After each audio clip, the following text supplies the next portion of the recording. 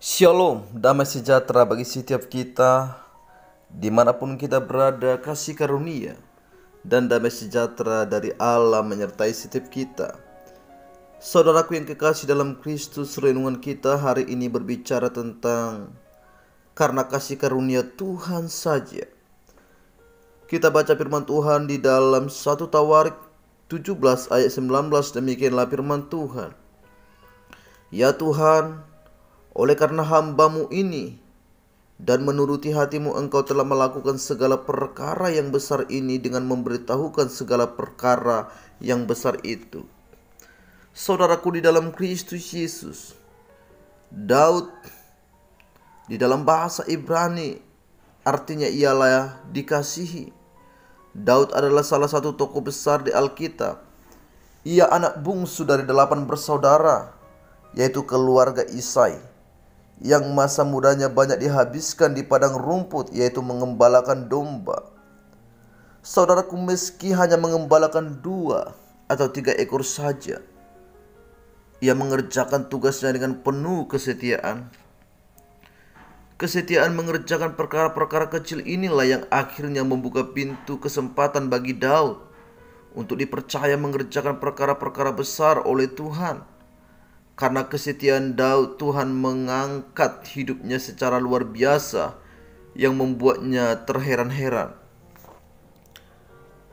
Siapakah aku ini, kata Daud, ya Tuhan, dan siapakah keluargaku, sehingga Engkau membawa aku sampai sedemikian ini. Di dalam 1 Tawarik 17 ayat 16. Oleh karena itu, saudaraku, kita tidak boleh meremehkan atau merendahkan hidup seseorang. Dari pengalaman hidupnya ini, Daud menulis bahwa peninggian hidup seseorang itu datang bukan dari timur atau dari barat, bukan pula dari padang gurun, tetapi datangnya dari Tuhan.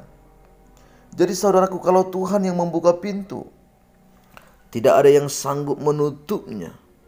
Betapa besar kasih karunia Tuhan yang dianugerahkan kepada Daud. Oleh sebab itu Daud tidak pernah berhenti untuk mengucap syukur. Daud berkata, aku hendak menyebut-nyebut segala pekerjaan-Mu dan merenungkan perbuatan-perbuatan-Mu. Sungguh sangat luar biasa, saudaraku. Dan saya percaya setiap kita pasti pernah ditolong Tuhan dan mengecap kebaikannya, mengecap kemurahannya, dan mengecap hal-hal yang terbaik dari Tuhan. Saudaraku, siapa kita ini? Kita adalah debu yang tidak berarti. Kita adalah orang-orang berdosa yang seharusnya dimurkai dan dihukum. Tetapi Tuhan rela mengorbankan nyawanya supaya kita diselamatkan.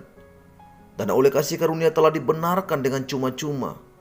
Oleh karena penebusan dalam Kristus Yesus, di mana Kristus Yesus memikul dosa kita di dalam tubuhnya di kayu salib, supaya kita yang telah mati, supaya kita yang tersesat kembali dan diselamatkan oleh Tuhan Yesus. Sayang, masih banyak orang Kristen yang menyia-nyiakan kasih karunia Tuhan ini dengan hidup dalam dosa. Padahal di dalam Kristus kita adalah ciptaan baru, orang yang sudah ditebus. Tetapi ada orang yang kembali kepada dosa, seperti yang digambarkan, seperti anjing kembali lagi ke muntahnya, dan babi yang mandi kembali lagi ke kubangannya. Pesan saya buat kita semua, kita ada sampai hari ini karena kasih karunia Tuhan semata. Jangan lupakan itu, ingat dan tanamkan dalam hatimu. Tuhan Yesus memberkati.